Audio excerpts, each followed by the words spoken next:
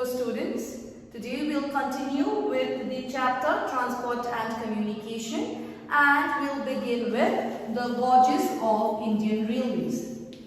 The gauges of Indian Railways. So when we talk about the gauges of Indian Railways, the Indian Railways comprises of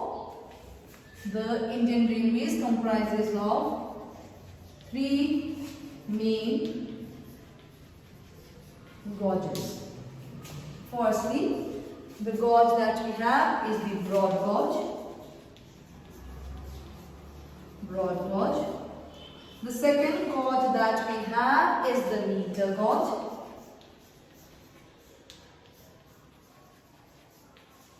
And the third gauge that we have is the narrow gauge.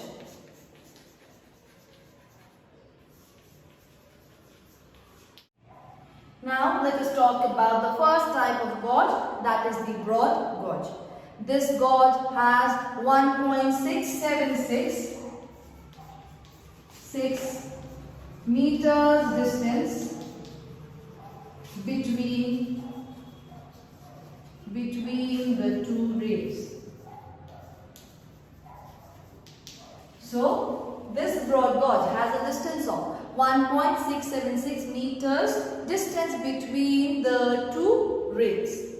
More than 85.62% length of Indian Railways is the broad gauge. 85.62% of the Indian Railways is the broad gauge according or as on 31st March 2011. The next that we have is the meter gauge. The distance between the two rails is 1 meter. Okay, the distance between the two rails here is 1 meter. About 10.56% of Indian rail is of meter gauge as on 31st March 2011. Thirdly, when we talk about the third type of gauge, it is the narrow gauge. This narrow gauge is basically of two types. They have been divided into two types. One is 0.762 meters, 2 meters, whereas the other is 0.610 meters. One more time, when we talk about the narrow gauge, they have been divided into two types. The first one is 0.76 meters, distance between the two rails, and the other is 0.610 meters broad in case of the narrow gauge. It is confined basically to the hilly areas only. So basically confined to the hilly areas only. Nearly 3.82% of Indian Railways, 3.82% of Indian Railways is narrow gauge as on 31st March 2011. So one more time, when we talk about the gauges of Indian Railways, they are basically of three types. Firstly, the broad gauge, secondly, the meter gauge, and thirdly, the narrow gauge. Now moving forward, let us talk about the distribution of Indian Railways. So we will be talking about the distribution of Indian Railways. So when we talk about the distribution, firstly let us talk about the North Indian fleet, where it is mostly common.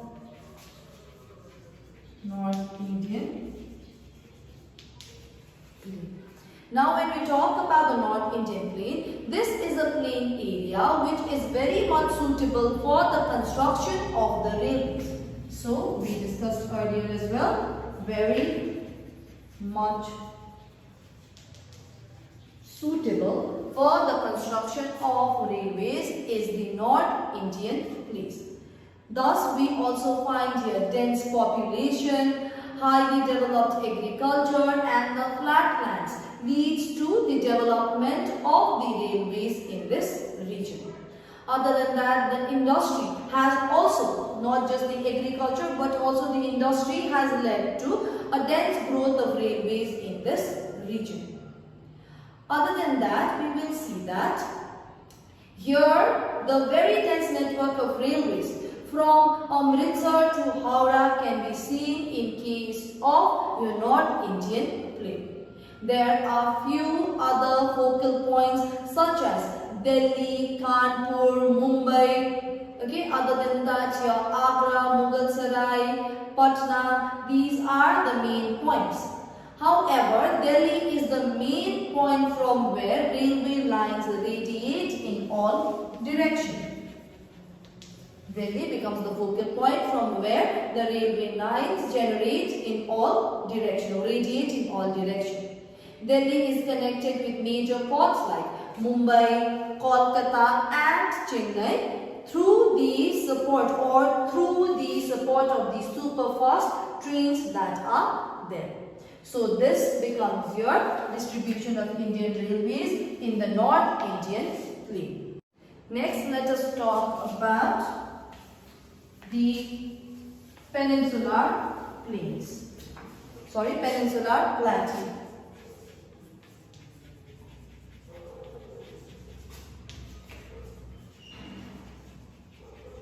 So when we talk about the Peninsular Plateau has hilly and plateau terrain which hinders the development of the railways in this region. So they basically have hilly and the plateau terrain, unlike the North Indian plains which have the plain flat region. So the presence of hilly and plateau terrain tends to hinder the development of the railways in the Peninsular Plateau region. The population density is also moderate here. Here we had dense population density high. Here the population density is moderate. Moderate population density is found in this region. Thus, the main routes are aligned in such a way that they are efficient connections between, these in case of the Peninsular Plateau one more time, the rail routes are constructed in such a way, aligned in such a way that they connect the efficient connection takes place between the important centers such as Chennai, Kochi, Chennai, Delhi, Chennai, Hyderabad. All these takes place in this region. So one more time, when we talk about the major routes, it is connected between Mumbai, Chennai, Mumbai, Kochi. Other than that, it is also connected between Chennai, Delhi, Chennai, Delhi, Chennai, Hyderabad, etc. in case of the Peninsular Plateau. Now let us talk about the third region of distribution. The third region of distribution includes your Himalayan region. The Himalayan region. Now when we talk about the Himalayan region, the rugged terrain, hills and valleys, backward economy and sparse population are the factors for low railway networks in this region. So first the hilly and rugged topography, other than that valleys, backward economy,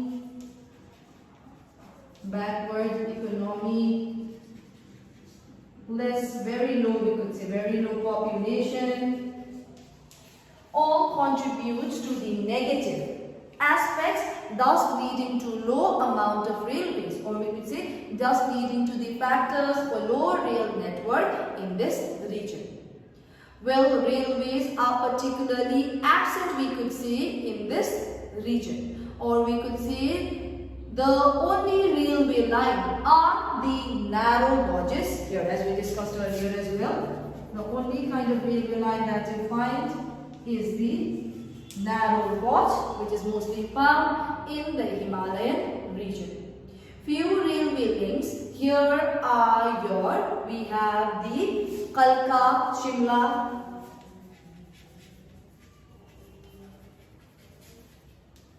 we have the Kalka, Shimla. Other than that, we have Pathankot, Kanga, and also we have Siliguri and Darjeeling. Mostly falls under this Himalayan region. Those railway lines are your narrow gauges.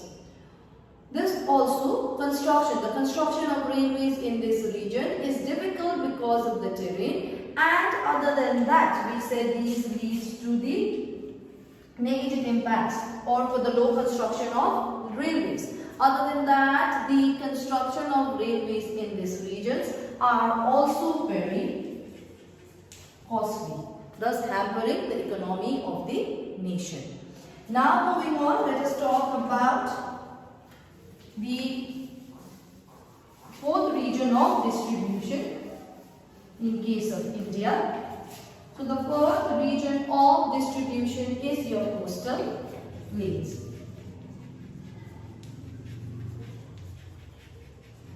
So when we talk about the coastal plains, there is a huge contrast in the rail network between the eastern coastal plain and the western coastal plain. Contrast between eastern coastal plain and the western coastal plain as in case of the railway network. There exists a long route all along the coast, east coast. Okay, all along the east coast you will find a long route. Long route in case of the eastern coast. But such a rail track is missing along the western coast from Mumbai to Kochi. We do not find a particular long route in case of the western coastal plain. Thus, or we could say this is because the eastern coast is wider and the ghats lie away from the coast. One more time, when we talk about the eastern coast, what happens here is that the coast is wider. Coast is wider. Other than that, when we talk about this eastern coastal plain, not just wider, the ghats lie away from the coastal areas. Whereas in case of the western ghats, okay, the ghats, western coast, the ghats lie very close to the coast. That means it is not wider, it is narrower as compared to the eastern coastal plain. Thus, in the eastern coastal plain you find long routes, whereas in the western coastal plain we do not find the long routes. So these are, when we talk about the distribution of Indian railways, it is divided into four: the northern Indian plain, Peninsular Plateau, Himalayan region and the coastal plains. Moving on, let us now talk about the problems of the Indian railways. So let us now talk about the problems of the Indian railways.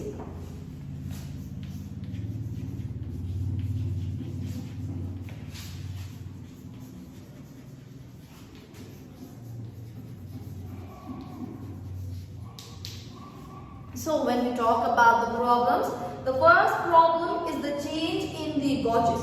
Okay, change in the gauges poses a serious problem in the smooth flow of the goods and the passengers. The shift from one gauge to another involves unloading and transshipment, which is time consuming and also it tends to be expensive. So firstly, change in the gauges. Change in the gauges poses a serious problem in case of the Indian Railways. Number 2, when we talk about the next problem, the passengers and freight traffic has been increasing day by day. So increase in fare and freight also tends to cause a serious problem. If the price keeps on increasing, people would not want to travel in the railways. So this increase in the fare and freight is also causing a serious problem. Number 3, the next problem is that most of the bridges were constructed long time back and have outlived their lifespan. There's repair and maintenance. The repair and maintenance of these bridges is important in order to avoid the accidents. So, repair of bridges has become one of the major issues in case of the Indian Railways. These need to be done at the earliest in order to avoid any kinds of accidents. Next, when we talk about the other problem, it is unsuitable for short distances and also for small roads. So, unsuitable for short distance and also for small luggage. It tends to become unsuitable. Next, when we talk about the next problem, booking formalities involves much time as compared to the road transport. So, another problem is your booking formalities. Though the government has tried to bring about new techniques for booking facilities, but not everyone would be able to do it. So that, because of which what happens is that booking formalities tends to become one of the problems of the Indian Railways. Now, the next problem is it fails to provide door-to-door service. So, fails to provide door-to-door service, which also tends to become one of the problems of the Indian Railways.